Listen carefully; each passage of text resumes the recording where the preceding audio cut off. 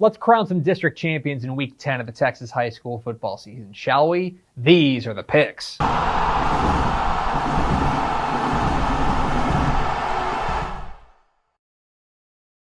Welcome to the picks presented by Visit Arlington, your guide to the Texas high school football weekend. My name is Greg Tepper of Dave Campbell's Texas Football and TexasFootball.com. Thank you so much for tuning in to Week 10 of the Texas high school football season, and we're going to get a little weird. Okay, so because of the coronavirus pandemic and because of the rising numbers and teams having to cancel and postpone things, we are now into a situation here into the later part of the 4A and below season where we got to play a bunch of games pretty quick, right? We're running out of time. District certification is a week from Saturday. That's when you have to tell the UIL which teams from your district are going to the playoffs. And that date is not movable. You can't say, oh, well, we'll delay that another week. No. For the 4A and below teams, we are going to be ending the regular season a week from Saturday. Hard stop. It's happening. And so we got to play a lot of games. As a result, we've got 29 games that are being played on Monday, Tuesday, and Wednesday. Yeah, we got football all week in Texas because that's just the way 2020's got to be. Of course, 6A and 5A are getting into the real heart of district season, and that is going to make for some very fun matchups. In fact, we start in 5A. We start in Huntsville. 7:30 p.m. Friday night at Bauer Stadium in Huntsville. It is a big-time matchup in the Piney Woods as the Huntsville Hornets welcome in the A&M Consolidated Tigers in a battle of unbeatens. What are the keys to this matchup? Key number one, the new guys. So the past couple of years, Huntsville has been largely reliant on their outstanding quarterback, Matthew Southern. He's not there anymore, right? So they have had to reinvent on the fly, and the way they've done that is with a fantastic running game with Jalen McClain and Justin Butcher leading the way.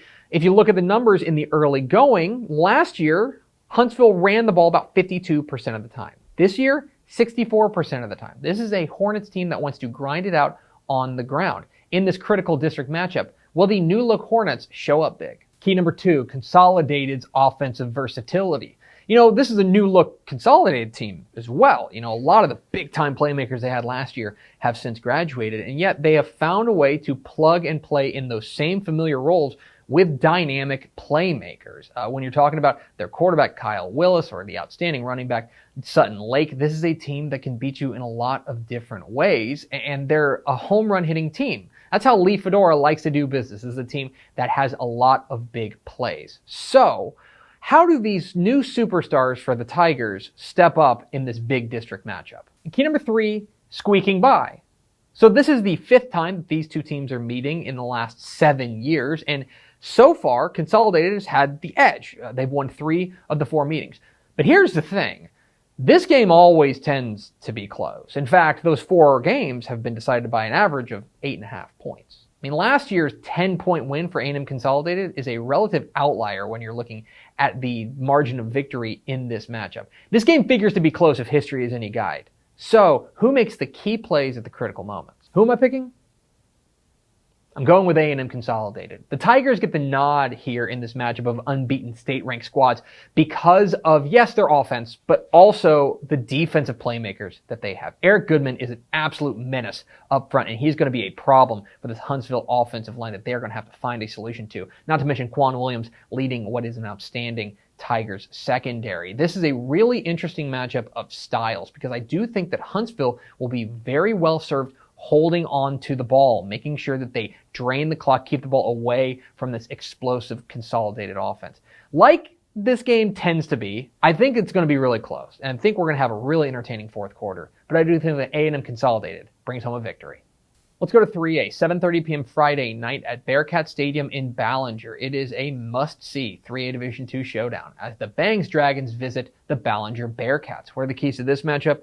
Key number one, the main event. And that's what's going to happen when the Ballinger defense squares off against the Bangs offense. This Dragons attack has been excellent, led by the Ethans, right? Ethan Sanchez, their running back, and Ethan Cortez, their quarterback. They have been lighting up defenses every single week, going up against what has been an outstanding Ballinger defense that really takes away the thing that you do best. Nakia Villarreal leads an outstanding Bearcats defense that has been lights out all year long. So, what happens when strength meets strength? What happens when Bangs offense meets the Ballinger defense? Key number two, Ballinger's fast start. So this is not a Ballinger offense that puts up crazy numbers like Bangs does, but what they do is that they start fast. This is a team that gets out of the gates really quickly in the first quarter and runs out to a lead, lets their defense do the rest. In fact, if you look at their schedule, they have led at the end of the first quarter or been tied at the end of the first quarter in every one of their games except one, which was their loss to Llano. It's critical for Ballinger to get out to a fast start. Can they do it? And key number 3, Bangs' big test. It's kind of all been building to this for the Dragons. They're 7-0, off to a fantastic start, but their opponents are a combined 32-41. Their best win is over Hawley, who's a really good team, but a 2A team that they're bigger than. Arguably, they should have won that game. Now they go on the road against a really good Ballinger team with an opportunity to bring home their first district championship since 2008. So this is the big test for Bangs. Will they pass it? Who am I picking? I'm going with Bangs.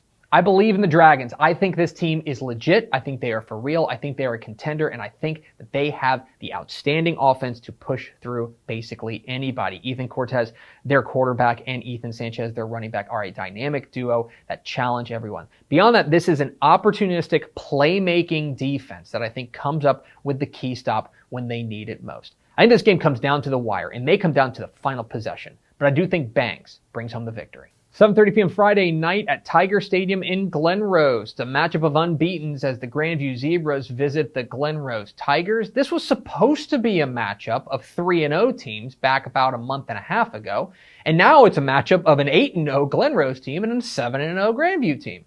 Funny how that works. This game got canceled, and then basically both teams needed a game this week, so they said, "You want to go?"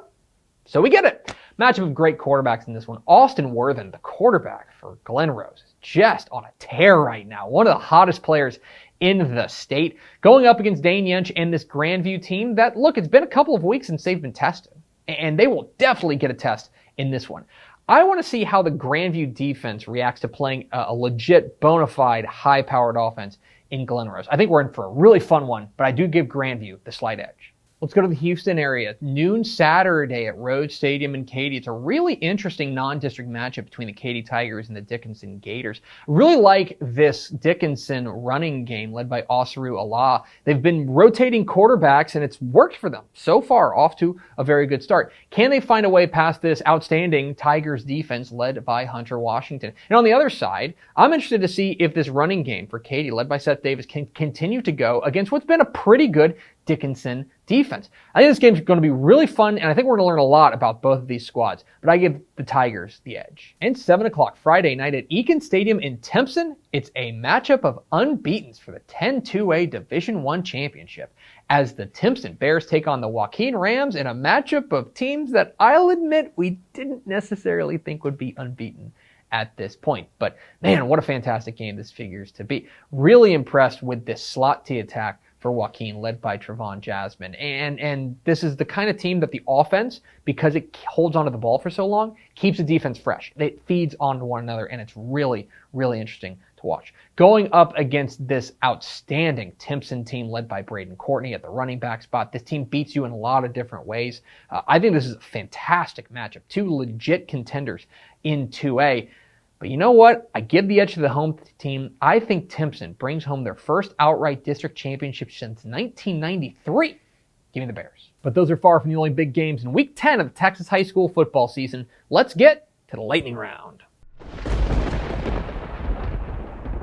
I like Hearn over Thorndale. Wascom takes down Elysian Fields. And I think Midlothian Heritage stays hot. They beat Stephenville. Getting down to the wire in these districts, I like Blanco over Comfort. Give me Canyon, just barely over Dumas. And I'm going with Albany over Cross Plains. I like Lavernia over Bernie. Give me Windthorst over Petrolia. And I'm going with Vanderbilt Industrial over Edna. Mason takes down Ozona. Give me Denton Guyer in a very close one over Prosper. Keep an eye on that one. And I like the Foxes of Caddo Mills over Quinlan Ford.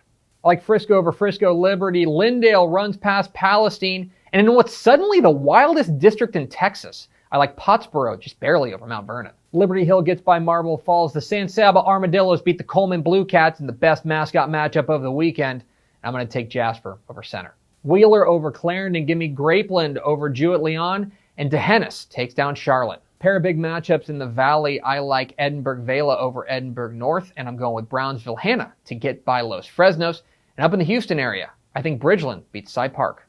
Give me Bells over Whitewright. I think Austin Westlake stays hot with a win over Buda Hayes, and I'm going with Odessa Permian to bounce back with a win over Wolford Friendship. I like Bernie Champion to beat Kerrville-Tivy. Give me Katy Pato to take down Rosenberg-Terry, and Hallettsville gets by Columbus. I like Newton over Hemphill. East Chambers stays perfect with a win over Woodville, and Panhandle gets by Farwell. I like San Antonio Reagan over San Antonio Madison. Mart beats Bremond in a game that's already been rescheduled once. And I like Amarillo over Lubbock Monterey. Refugio beats Freer. I like China Spring over Waco Connolly. And in our six-man game of the week, give me Borden County over O'Donnell. And those are the picks. What am I wrong about? Which games did I leave out? Leave comments down below. Don't forget to hit that subscribe button. Follow us on Twitter at DCTF, like us on Facebook, facebook.com/Dave Campbell's. Follow us on Instagram, instagram.com/Dave Campbell's, and of course, see us at texasfootball.com. Thanks for watching. Enjoy week 10 of the Texas high school football season. Be safe, wear a mask. We'll see you.